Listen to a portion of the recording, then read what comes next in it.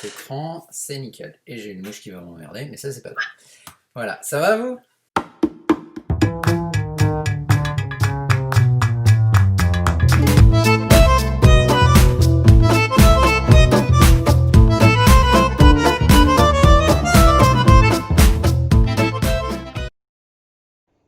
Salut les Cadupotes, je suis très heureux de vous retrouver pour une nouvelle vidéo YouTube Caduvette. Je suis d'autant plus heureux qu'aujourd'hui je vais vous parler d'un projet que le groupe Caduvette a mené à bien et dont je suis très fier. Il s'agit de la création d'un arrondi solidaire. Comment? Vous ne savez pas ce qu'est un arrondi solidaire? Non, vous me faites marcher. Il va falloir que je vous fasse un dessin? Ok, c'est parti. Comme nous, vous avez certainement à cœur d'aider les animaux dans le besoin. Caduvette est heureux de vous proposer, lorsque vous venez dans nos différents sites et que vous effectuez un paiement suite à une consultation ou un achat, de pratiquer l'arrondi solidaire, au profit d'une association qui changera à chaque trimestre. C'est très simple, au moment de payer, vous avez le choix, refuser l'arrondi ou accepter d'arrondir votre facture à l'euro supérieur. L'argent ainsi récolté sera entièrement reversé à l'association qui sera en faire bon usage. À partir de juillet, nous soutenons l'association Happy Bunny, association d'intérêt général très active dans le sauvetage de lapins abandonnés. Merci pour votre aide. Voilà, j'espère que c'était particulièrement clair. Donc maintenant que nous savons un petit peu plus ce qu'est un arrondi solidaire, prenons connaissance avec cette première association que Caduvette a voulu soutenir, Happy Bunny. Et qui de mieux placé pour m'en parler que sa vice-présidente, dont j'ai eu l'honneur de m'entretenir au cours d'un appel vidéo, coronavirus oblige, il y a quelque temps, et je pense que le mieux c'est de l'écouter. Virginie, c'est à vous. Bon, eh bien, bonjour. Moi, c'est donc Virginie, je suis la vice-présidente de l'association Happy Bunny, donc qui est une association à but non lucratif et qui veille principalement à la protection du lapin et la lutte contre son abandon. Donc, d'une part, on a pour objectif de sauver des lapins qui sont abandonnés, en situation de maltraitance, etc. Pour donc les placer en famille d'accueil, puisque l'association fonctionne uniquement avec un système de famille d'accueil. Nous n'avons pas de refuge. Et donc, en famille d'accueil, le lapin va être déparasité, vacciné, stérilisé et va être habitué à manger la nourriture saine, etc. Donc, la famille d'accueil va vraiment veiller à ce que le lapin soit épanoui et que ses besoins donc soient respectés.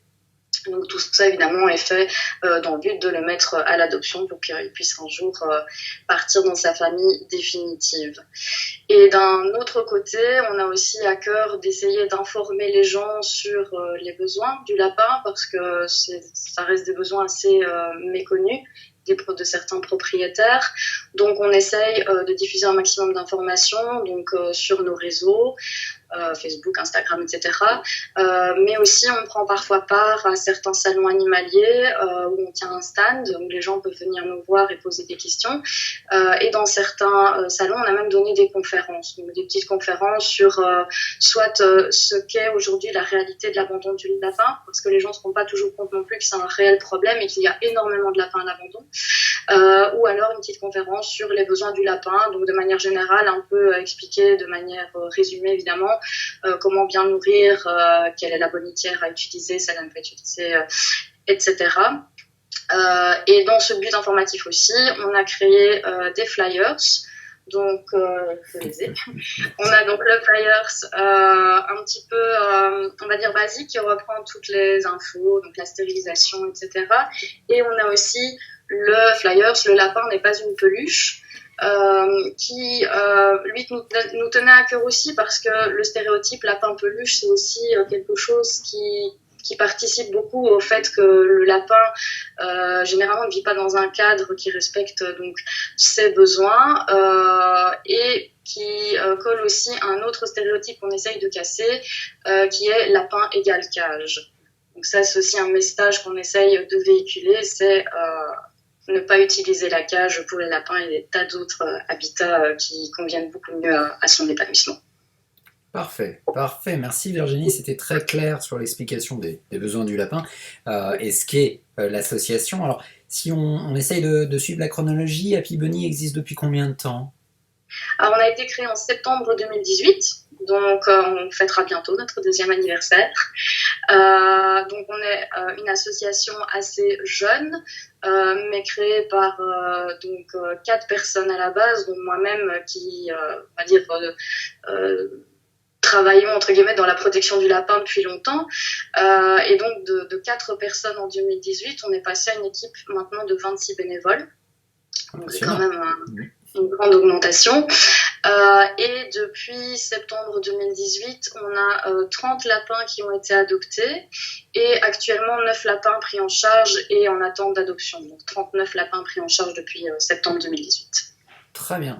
Et alors, vous travaillez uniquement dans le cadre régional? Vous allez plus loin? Comment ça se passe? Ça couvre uniquement la France? Ça va plus loin que les frontières francophones?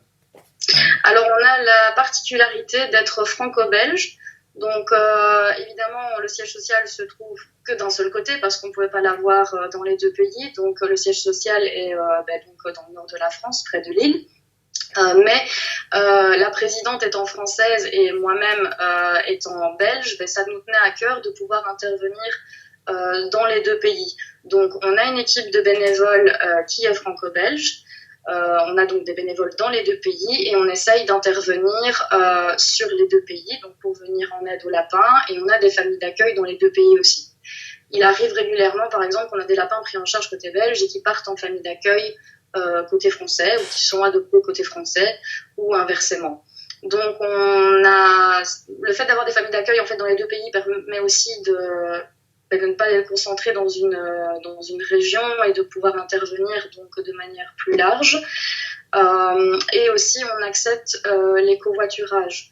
Donc si le lapin n'est pas géographiquement tout près de l'adoptant, c'est pas un obstacle dans le sens où on fonctionne avec un système de covoiturage. On a une bénévole qui s'occupe de trouver un covoiturage et on finit toujours par en trouver un pour que le lapin rejoigne son adoptant.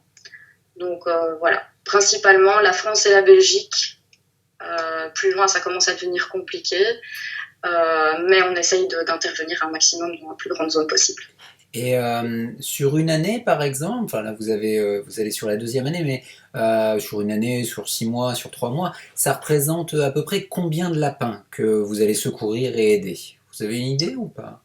Alors, ça dépend vraiment des périodes et ça dépend surtout du nombre de familles d'accueil qui est disponible parce que, comme la plupart des associations qui fonctionnent uniquement avec des familles d'accueil, on est confronté à des difficultés d'en trouver. Donc, c'est pas toujours simple d'être famille d'accueil. Il faut pouvoir accepter de laisser le lapin partir un jour en adoption alors qu'on a pris ce lit parfois pendant des mois. Donc, le plus difficile, c'est de trouver des familles d'accueil. Et donc, soit on a parfois des bonnes périodes où on a des familles d'accueil qui sont libres parce que les lapins ont été adoptés et donc elles sont prêtes à accueillir un nouveau. Soit on a de la chance, on a trouvé plusieurs familles d'accueil récemment, mais parfois on a des périodes beaucoup plus creuses dans le sens où on n'a pas de famille d'accueil et donc on ne sait pas prendre de lapin en charge parce qu'on ne saurait tout simplement pas où l'accueillir. Donc ça dépend vraiment en fait de ça. Par contre, pour ce qui est des demandes d'adoption, des demandes de sauvetage, là, malheureusement, j'ai envie de dire, c'est pratiquement tous les jours qu'on reçoit des demandes et donc on refuse beaucoup plus de demandes de sauvetage qu'on peut en accepter de nouveau par rapport au manque de familles d'accueil. D'accord, ça souligne malheureusement la difficulté de la condition du lapin de compagnie dont l'acquisition est très souvent prise à la légère et galvaudée, et on en arrive à ces situations-là. Alors s'il fallait, non pas synthétiser, mais pour aider, de quoi a besoin l'association? Alors principalement, je dirais famille d'accueil, parce que c'est vraiment ça qui nous permet de sauver des lapins. Si on n'a pas de famille d'accueil, comme je disais, on ne peut pas intervenir. Donc je pense que c'est vraiment la meilleure façon de nous aider. En tout cas concrètement pour récupérer un lapin. Après, il y a des tas d'autres manières. On peut bien sûr nous aider financièrement parce que on fonctionne qu'avec des dons. Donc il y a plein de manières de nous aider à ce niveau-là. On peut parrainer un lapin, donc il n'y a pas du tout de montant minimum exigé. Et en échange du parrainage, on donne des nouvelles régulières du lapin, on prévient le parrain ou la marraine quand le lapin va être adopté, donc on les tient au courant. Donc il y a ça, il y a nous ajouter sur Teaming, c'est 1 euro par mois. Et ça peut s'arrêter quand on veut, donc il n'y a pas du tout d'obligation dans le temps. Ça peut sembler dérisoire 1 euro par mois, mais quand il y a énormément de gens qui donnent 1 euro par mois, à la fin du mois, ça fait quand même une belle somme. Voilà, on a des partenaires qui sont disponibles sur une bannière sur notre site. Si vous cliquez dessus, vous passez commande chez eux, ça rapporte un petit peu de sous à l'association. Donc il y a vraiment des tas de manières de nous aider, sachant que tous les sous récupérés par l'association sont exclusivement dédiés au sauvetage des lapins et au fonctionnement de l'association, donc pour diffuser au mieux l'information par rapport au bien-être du lapin. Bon, un grand merci. Je pense qu'on a été très pertinent, très clair dans cette présentation. Merci beaucoup. On fera très attention que à la suite de notre vidéo YouTube, on trouve tous les liens par rapport aux flyers, par rapport aux différents sites et supports sociaux pour pouvoir effectivement adhérer, se porter volontaire pour être une famille d'accueil ou pour pouvoir parrainer un lapin, etc.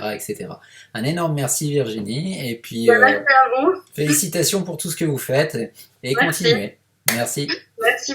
Voilà, j'espère que ces informations vous seront utiles pour mieux comprendre ce qu'est un arrondi solidaire, ce pourquoi Caduvet a créé un arrondi solidaire, également pour comprendre le but de ces différentes associations qui sont extrêmement utiles au bien-être animal. Je vous invite à les suivre, à les soutenir. Je vous invite également à nous retrouver sur tous les différents réseaux sociaux de Caduvet, le YouTube, l'Instagram, le Facebook et le site internet Caduvet. Si ce n'est pas encore fait, je vous invite également à vous abonner à la chaîne YouTube et à activer vos notifications pour être sollicité dès qu'une nouvelle vidéo fait son apparition. D'ici là, je vous souhaite tout le meilleur du monde, une bonne santé dans ces périodes un petit peu troublées, et je vous dis à bientôt sur Caduvet.